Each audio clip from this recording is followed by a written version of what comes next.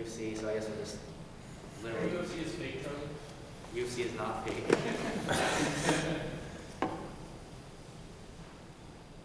So I'll just watch a few, just like a little bit of. Oh, this is a little bit audio. Okay, actually that's fine.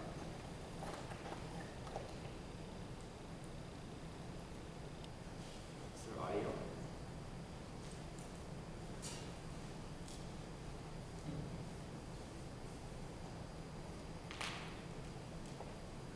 Great. Now it's not loading, of course. There we go.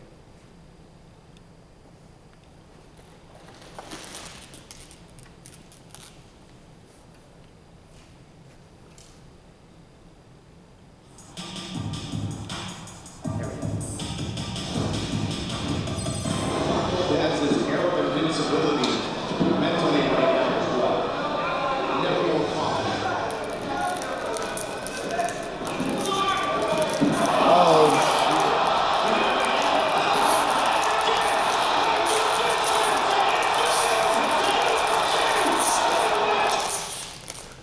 So that's one glimpse of it. Fucking savage. Doesn't even like a sport, it's shit on each other. Let's look at, let's try to find a submission. Something. Sure.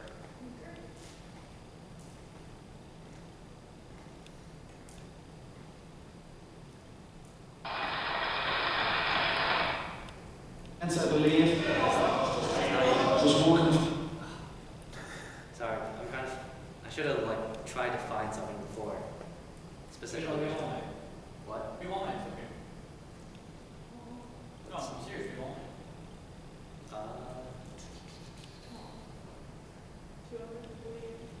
Yeah, all night.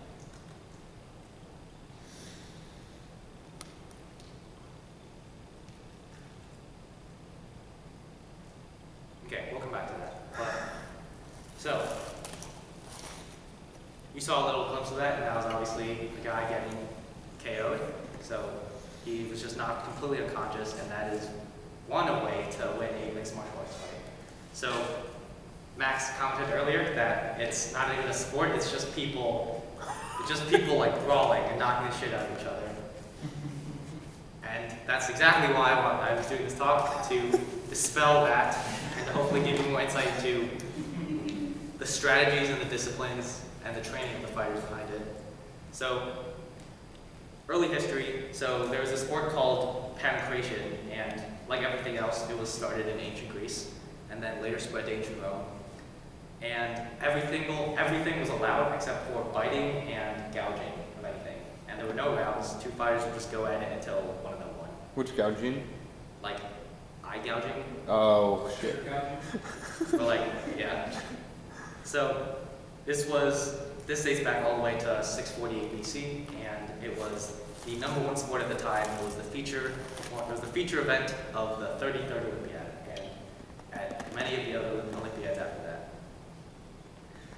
And surprisingly, it was not really seen after the fall of the Roman Empire professionally until the 1800s, where different schools of martial arts would try and figure out who is superior, who has the superior style. And so it was everyone from the wrestling club across town would come to the judo club, and they would fight and see which one's better, wrestling or judo. Or karate would pit their school against Muay Thai, or boxing would go against, I don't know, jiu-jitsu, to see who is actually the superior martial art. And then Bruce Lee came along, and he was the very first person to popularize the idea that martial arts could be combined, like you could take just one aspect of boxing and apply it into making your Muay Thai striking better. Or you could take one aspect of judo and apply that to your throws in jiu-jitsu. He famously said that you shouldn't have any form, you should be like water. You should be able to adapt at anything that comes at you and assume the perfect reaction. You should never have to just wholly encapsulate one thing. You should be spreading out and just taking out what works. And so into modern history, I know this is a dense slide, but there's a guy, Helio Gracie, and so he started training in Japanese Jiu-Jitsu after World War II. And so after World War II, they banned any combat sports from taking place in Japan, so a bunch of the people who were involved in it went all around the world to places that had other combat sports. So famously, we went to Brazil and trained with, and Helio Gracie was one of the students. And Helio Gracie was famously very, very not muscle-toned, very, very small. I think he was like 5'2" or something. And so he adapted Japanese Jiu-Jitsu to work against larger opponents.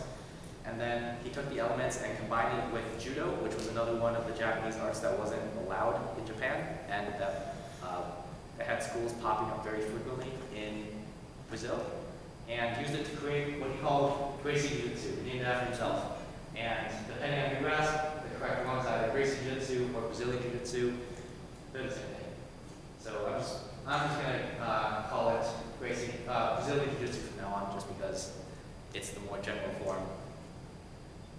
And so, in an attempt to showcase his new martial art, he begins to challenge other masters to no-holds-bars fight, essentially with the same rules of pancration. Everything is allowed. And it turns out it went pretty well. He continually adapted it and won, and had 12 fights, won 10 of them against the top martial artists in the world at the time. And so he passed this art onto his sons. Famously, he had something like 12 sons, I think, which is just absolutely crazy. And then one of his sons actually had, I think, 10 more sons, so their family tree is just insane. But he passed Brazilian Jiu-Jitsu onto his sons, and then they moved to America in the 90s. And so one of the sons, Florian Gracie, co-founded the Ultimate Fighting Championship to showcase how powerful this new martial art was, and his brother, Hoist Gracie, was the first winner, the second winner, the fourth winner, and then he drew in the fifth tournament. So obviously this did pretty well, and this was, again, at the time when there were no weight classes. There were essentially no rules. In one of his matches, Hoist Gracie, who is like 180 pounds, faced a sumo wrestler who was 440 pounds.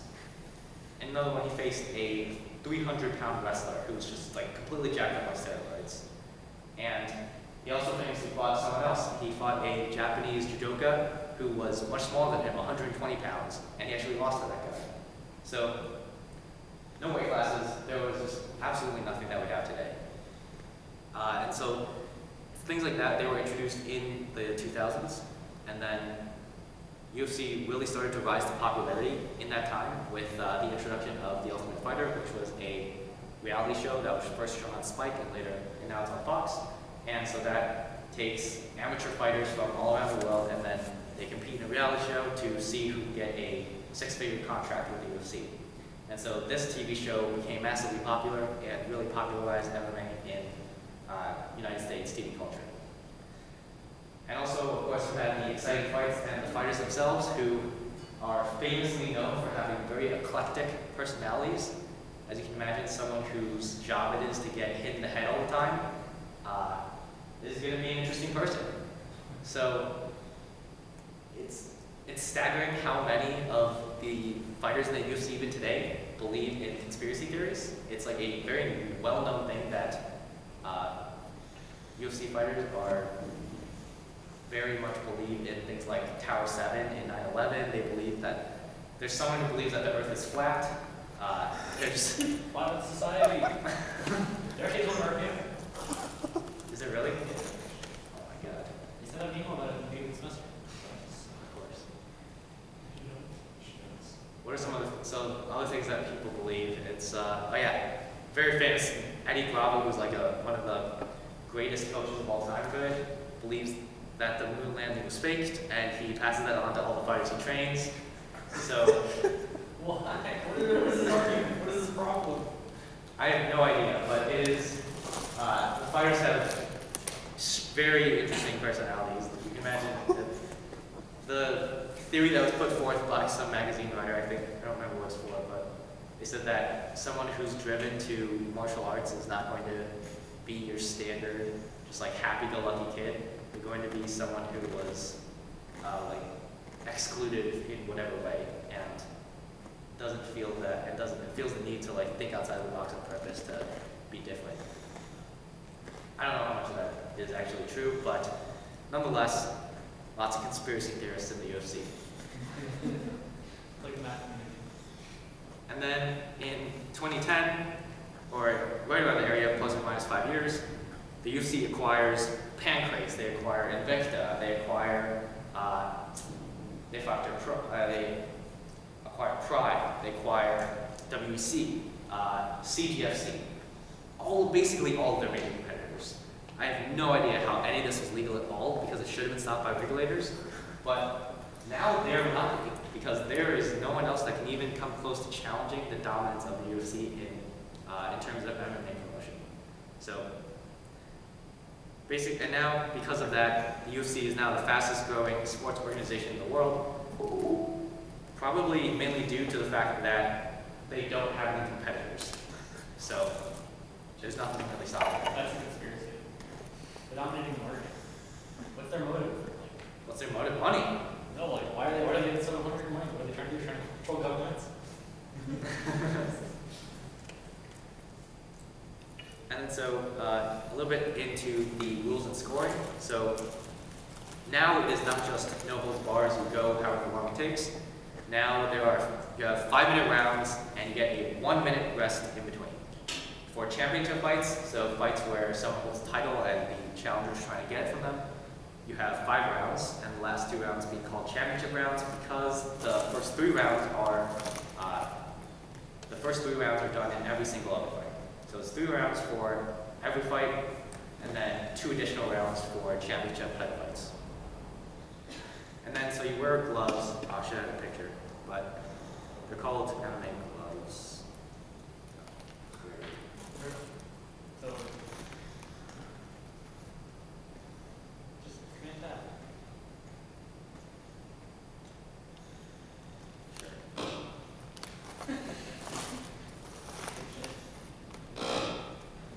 What are you doing, Chuck? So unlike boxing gloves, which are like huge around your wrist and hands, MMA gloves are much smaller. And this is to